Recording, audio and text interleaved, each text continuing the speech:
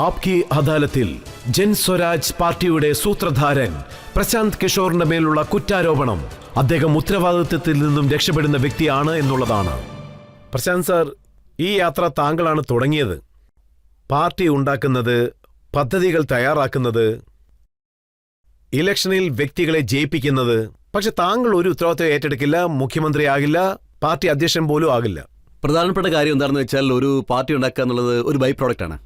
വളരെ കഠിനകരമായ ജോലിയാണ്. ഒരു സമൂഹത്തിനെ കാര്യങ്ങളൊക്കെ വ്യക്തമായി പറഞ്ഞ് മനസ്സിലാക്കി ഒരു നല്ല സമൂഹം പടുത്തുയർത്തുക എന്നത്. ആ ഉത്തരവാദിത്വം നേരത്തെ തന്നെ ഞാൻ ഏറ്റുകഴിഞ്ഞതാണ്. പാർട്ടി രൂപീകരിച്ചു കഴിഞ്ഞാലും ശരി, അതിനുശേഷമാണെങ്കിലും ശരി, ഓരോ ഗ്രാമങ്ങളിലെയും ജനങ്ങളെ അവരുടെ ജാതിയെപ്പറ്റി ഒരു തിരിച്ചറിവുണ്ടാക്കി അവർക്ക് വോട്ട് ചെയ്യാനുള്ള തിരിച്ചറിവുകൾ ഉണ്ടാക്കി കൊടുക്കുകയാണ് ഈ പ്രശാന്ത് കിഷോർ ചെയ്യുന്നത്. ജനങ്ങൾ ഒരുപക്ഷെ ആ അടിസ്ഥാനത്തിൽ വോട്ട് ചെയ്യുകയാണെങ്കിൽ കഴിവുള്ള പല ആൾക്കാരും വരും. അതുകൊണ്ട് ബീഹാറിൽ പ്രശാന്ത് കിഷോർ മാത്രമാണ് കഴിവുള്ള ആളെന്ന് ഞാൻ പറയുന്നില്ല. ബീഹാറിലെ എന്നെക്കാളും ഒരുപാട് കഴിവും ബുദ്ധിശക്തിയുള്ള ഒരുപാട് ആൾക്കാരുണ്ട്. അവരെ ഒരുമിപ്പിക്കുക എന്നതാണ് മുഖ്യം. അതുകൊണ്ടാണ് ഞാൻ ഈ കക്ഷിക്ക് ലീഡർ ആവാത്തത്. ഇപ്പോൾ ഞങ്ങളുടെ കക്ഷിയുടെ അവസ്ഥ എന്താണെന്ന് ചോദിച്ചില്ലേ? എന്റെ പാർട്ടിയെ ഞാൻ സഹായിക്കുന്നു എന്ന് മാത്രമേ ഉള്ളൂ. ഞാൻ താങ്കളുടെ വെബ്സൈറ്റ് എല്ലാം നോക്കിയിരുന്നു. ആരാണ് ഈ പ്രശാന്ത് കിഷോർ? പാർട്ടിയിൽ ഇദ്ദേഹത്തിന്റെ സ്ഥാനം എന്താണ്? എന്ത് പൊസിഷനിലാണുള്ളത്? അദ്ദേഹത്തിന്റെ അക്കൗണ്ടബിലിറ്റി എന്താണ്? എന്ത് റെസ്പോൺസിബിലിറ്റി ആണ്? അതൊന്നും ഇല്ലല്ലോ. ഇപ്പൊ പാർട്ടിയില്ലല്ലോ. പാർട്ടി 2ാം തീയതിക്ക് ശേഷമേ ഉണ്ടാവുകയുള്ളൂ. അപ്പോൾ മാത്രമേ നിങ്ങൾക്ക് അതിൽ ആരൊക്കെ ഉണ്ടാവുന്നു, നേതാക്കന്മാർ ആരൊക്കെന്ന് അറിയാൻ പറ്റുള്ളൂ. എന്റെ ഉത്തരവാദിത്തം എന്താണെന്ന് വെച്ചാൽ ഞാൻ ആദ്യമേ നിങ്ങളോട് പറയാം. അത് 2ാം തീയതിക്ക് ശേഷം ഞാൻ അങ്ങ് വിട്ടുപോകും എന്നുള്ളതല്ല. 2ാം തീയതിക്ക് ശേഷവും ഞാൻ ഈ പാർട്ടിയുടെ പ്രധാന പ്രാസംഗികനായിട്ട് തന്നെ ഉണ്ടാകും. അതിനാരെന്ത് പറഞ്ഞാലും ശരി, എനിക്ക് ഒരു പക്ഷേ ഇലക്ഷനിൽ ജയിക്കുകയാണെങ്കിൽ, സർക്കാർ ഉണ്ടാക്കിയാൽ ആ സർക്കാരിൽ താങ്കൾ പങ്ക് വഹിച്ചില്ലെങ്കിൽ ജനങ്ങൾ ആരുടെ പക്കലേക്ക് പോകും? അല്ല, അതങ്ങനെയല്ല. ഇതിനുമ്പത്തെ കാര്യം നോക്കുകയാണെങ്കിൽ 2 വർഷം 3 വർഷമൊക്കെ നടന്നു പോകുമ്പോൾ എന്റെ പ്രധാന ലക്ഷ്യം എന്താണെന്ന് വെച്ചാൽ, ബീഹാറിലെ സമൂഹങ്ങളെ മനസ്സിലാക്കിക്കൊണ്ട് ഒരു പാർട്ടി ഉണ്ടാക്കണമെന്ന് തീരുമാനിച്ചു. അതൊരു വ്യക്തിയെയോ ജാതിയെയോ ഒരു കുടുംബത്തെയോ മുൻനിർത്തിയല്ല ഞങ്ങൾ ഉണ്ടാക്കുന്നത്. അതിൽ ഞാൻ വിജയിക്കുകയും ചെയ്തു. ഇത് ആദ്യമായിട്ട് ചരിത്രത്തിൽ ഞാൻ ഓർഡർ കാർഡിൽ പറയാണ്. അതായത് 1 കോടി ജനങ്ങൾ ഒരുമിച്ച് ചേർന്നൊരു പാർട്ടി ഉണ്ടാക്കുകയാണ്. ഇതുവരെയായിട്ട് അങ്ങനെ നടന്നിട്ടേ ഇല്ല. BJP പോലുള്ളൊരു വലിയ കക്ഷി എന്നെ ബഹുമാനിക്കുന്നുണ്ടെന്ന് പറഞ്ഞാൽ, അതായത് ബീഹാറിലെ ജനങ്ങൾ BJPയിൽ ഏകദേശം 67 lakhsോളം മെമ്പേഴ്സ് ഉണ്ടെന്നാണ് പറയുന്നത്. ഇനിയും ഞങ്ങൾ പാർട്ടി ഉണ്ടാക്കിയിട്ടില്ല. പാർട്ടി ഉണ്ടാക്കിയ ശേഷം അണിചേരുക എന്നുള്ളത് വേറെ കാര്യമാണ്. 1 കോടി ജനങ്ങൾ ചേർന്നാണ് ഈ പാർട്ടി ഉണ്ടാക്കുന്നത്. ഇത് തന്നെയാണ് ഇവിടുത്തെ ആദ്യത്തെ കാര്യം. ഇതിങ്ങനെ ഒരു പ്രാവശ്യം അണിചേർന്നതിന് ശേഷം മാർച്ചിൽ ഞങ്ങളുടെ വിശദീകരണ യോഗമുണ്ട്. അതായത് മാർച്ചില് ബീഹാറിലെ അടുത്ത 10 വർഷത്തേക്ക് വേണ്ടിയുള്ള മുന്നേറ്റത്തിന് വേണ്ടിയുള്ള എന്ത് മിഷൻ ഉണ്ടോ അത് ഞങ്ങൾ പബ്ലിക്കിന് മുന്നിൽ അവതരിപ്പിക്കുന്നതായിരിക്കും. അതായിരിക്കും ഞങ്ങൾ ചെയ്യാൻ പോകുന്നത്. ബീഹാറിന്റെ വികസനം ലക്ഷ്യമാക്കിയുള്ള പ്രവർത്തനമായിരിക്കും നടക്കാൻ പോകുന്നത്. ഞാൻ വീണ്ടും പറയുകയാണ്, ഓൺ റെക്കോർഡിൽ. ബീഹാറിൽ 8000 പഞ്ചായത്തുകളുണ്ട്. ഓരോ പഞ്ചായത്തും പ്രത്യേകം ഓരോ പഞ്ചായത്തിനും പ്രത്യേകം പ്ലാൻ തയ്യാറാക്കി മാർച്ചിൽ ഞങ്ങൾ അത് പറയും.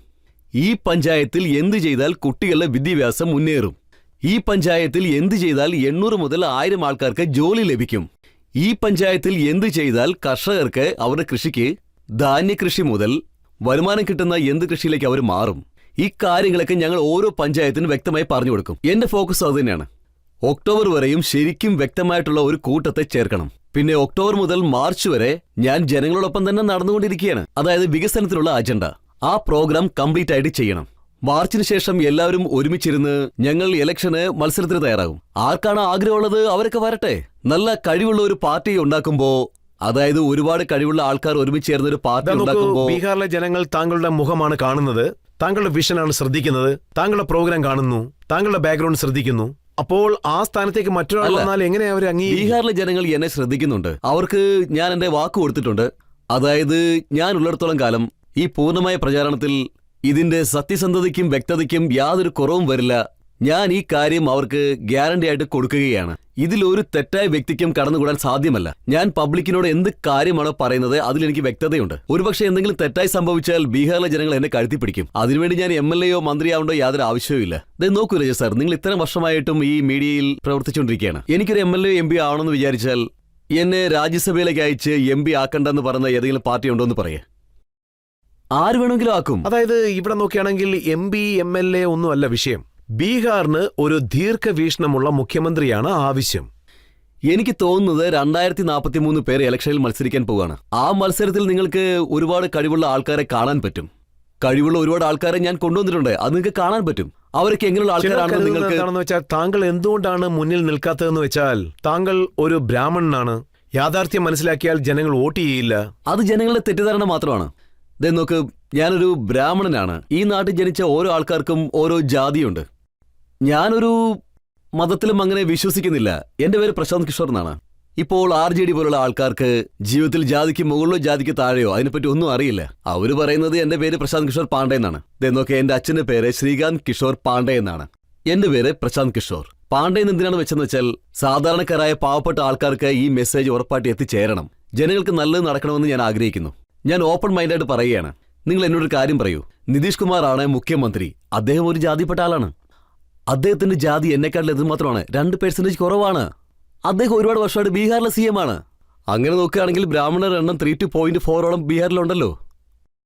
ഇപ്പോ ലാലുജി ഏത് സമുദായത്തിൽ നിന്നാണ് വരുന്നത്? അവരുടെ സംഖ്യ എത്രയാണ്? 15-16 അല്ലേ?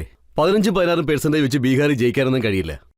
നിങ്ങൾ ഏത് ജാതിയാണെങ്കിലും നിങ്ങൾ വലിയൊരു സമൂഹത്തെ ചേർത്ത് നിർത്തിയ ഒരു രാഷ്ട്രീയ പാർട്ടി ഉണ്ടാക്കിയേ പറ്റൂ. ജാതി കൊണ്ടൊന്നും എപ്പോഴും ജയിക്കാനൊന്നും കഴിയില്ല. ഇതുപോലൊരു മായാലോകം സൃഷ്ടിച്ച്, അതായത് ഈ ജാതിയുടെ കാര്യമല്ല പറഞ്ഞത്, ഞങ്ങളുടെ കുടുംബത്തിൽ അല്ലാതെ വേറെ ആരും ബീഹാറിൽ വരാൻ പാടില്ല. ഇങ്ങനെ പറഞ്ഞാണ് ഇവർ ഭരണം നടത്തിക്കൊണ്ടിരിക്കുന്നത്. ഞാൻ അവരെ വെല്ലുവിളിക്കുന്നു. എനിക്ക് അവരെ പേടിയൊന്നുമില്ല. താങ്കൾ ഞാൻ എന്റെ മുഖ്യമന്ത്രിയാകില്ല, പാർട്ടിയുടെ അധ്യക്ഷനാകില്ല, അതുപോലെ തന്നെ ഒരു ഉത്തരവാദിത്തങ്ങൾ ഏറ്റെടുക്കില്ല. എന്തെങ്കിലും ഒരു ദിവസം ജോലി കഴിഞ്ഞു എന്ന് പറഞ്ഞ് ബാഗ് എടുത്തുകൊണ്ട് അങ്ങ് പോകും. ഇല്ല, ഈ ബാഗ് എടുത്തോണ്ട്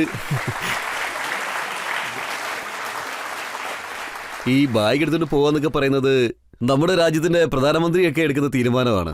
അദ്ദേഹത്തിന്റെ ഡൊമൈനിലേക്കൊന്നും നമുക്ക് ചെല്ലാൻ പറ്റില്ല.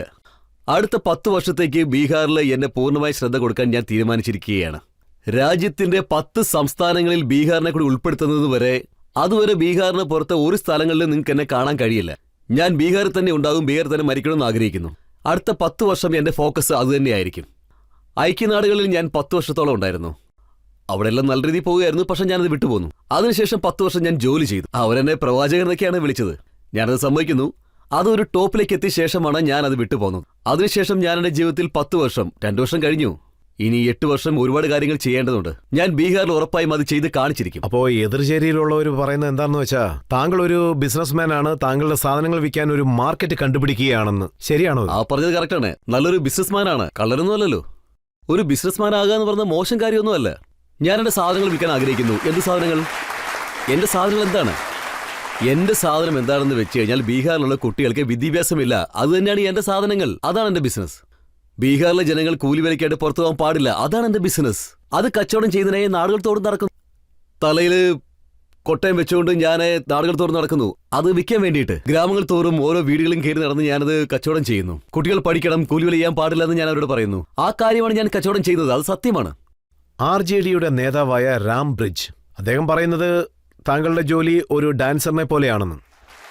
എവിടുന്ന് പണം കിട്ടുന്നോ അവിടെ ഡാൻസ് കളിക്കാൻ പോകുന്നു.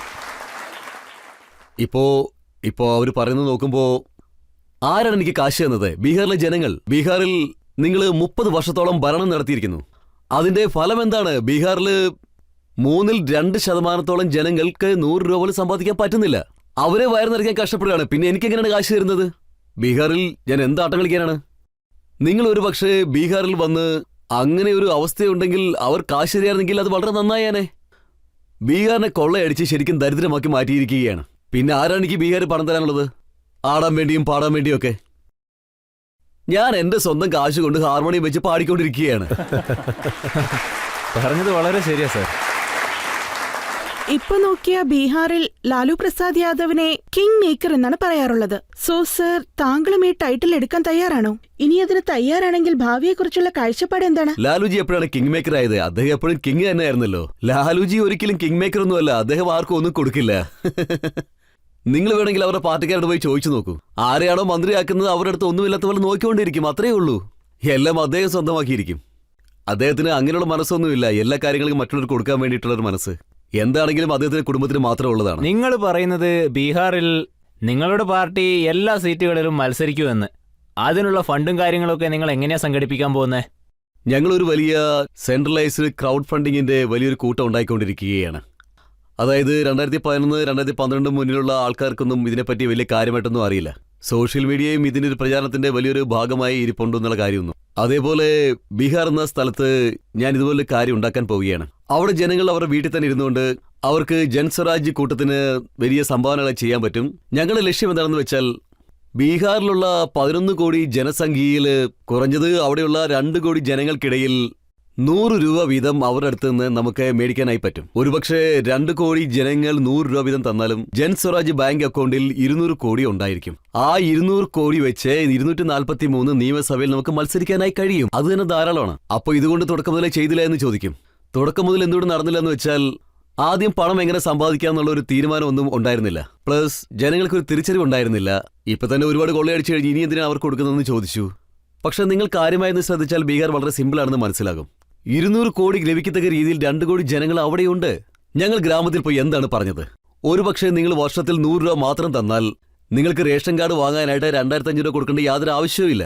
ഒരുപക്ഷെ നിങ്ങൾ 100 രൂപയാണ് തരുന്നതെങ്കിൽ ഇന്ദിരാ ആവാസ് യോജനയ്ക്ക് നിങ്ങൾ 20,000 രൂപ കൊടുക്കേണ്ട യാതൊരു ആവശ്യമില്ല. നിങ്ങൾക്ക് പാസ്പോർട്ട് കൊടുക്കാനായിട്ട് 1200 കൊടുക്കേണ്ട ആവശ്യമില്ല. ഞങ്ങൾ ഒറ്റയടിക്ക് ഭരണത്തിൽ വരും, എല്ലാ കാര്യങ്ങളും മാറുമെന്നും പറയുന്നില്ല. നിങ്ങളുടെ പോക്കറ്റിൽ നിന്ന് നിങ്ങൾ ചെലവെയ്യുന്ന കാശിന് പോസ്റ്റ് ഓഫീസിൽ ചെല്ലാന് പോലും നിങ്ങൾക്ക് 20,000 രൂപയാകുന്നു. നിങ്ങൾ 100 രൂപ തന്നാൽ നിങ്ങളോടൊപ്പം ചേർന്ന് നിങ്ങളുടെ പണം ആഗ്രഹിക്കാത്ത ഒരു നേതാവായിരിക്കുമെന്ന് ഞാൻ ഉറപ്പുവരുന്നു. താങ്കളുടെ അസസ്മെന്റ് എന്താണ്? അതും മാത്രമല്ല, ഞാൻ ആഗ്രഹിക്കുന്നത് ഇത് വലിയൊരു വേദിയാണ്. ഈ നാട്ടിലെ ജനങ്ങൾ ഉറപ്പായിട്ടും ഇത് കാണണം. നിങ്ങൾ വന്ന് എന്റെ കഴുത്തിന് പിടിച്ചാലും പാർട്ടി രൂപീകരിച്ചതിന് ശേഷം ആ കാശ് ജൻസ്വരാജ് മൂലം നിങ്ങളുടെ അക്കൗണ്ടിലേക്ക് വരുന്നതായിട്ട് നിങ്ങൾക്ക് മനസ്സിലാക്കാൻ പറ്റും. കാശ് തരാൻ വേണ്ടി ഒരുപാട് ആൾക്കാർ റെഡിയാണ്. ഇപ്പോഴും ആയിരക്കണക്കിന് ആൾക്കാർ ചോദിച്ചുകൊണ്ടിരിക്കുക, എപ്പോഴാണ് തുടങ്ങുന്നത്, എപ്പോഴാണ് കാശ് തരേണ്ടത്. 100 രൂപ തരാൻ പറ്റില്ലേ? ഒരു വർഷം 100 കൊടുത്താൽ മതി. 2 കോടി ജനങ്ങളും കൊടുക്കണം. 200 കോടി ഡെപ്പോസിറ്റ് ആകും. ഇലക്ഷനിൽ മത്സരിക്കുകയും ചെയ്യാം. ഞാൻ നിങ്ങളോട് എന്താ പറഞ്ഞത്? ഞാൻ സരസ്വതി ദേവിയുടെ ഭക്തനാണ്. അറിവുണ്ട്. ലക്ഷ്മി ദേവി തനിയെ വരും.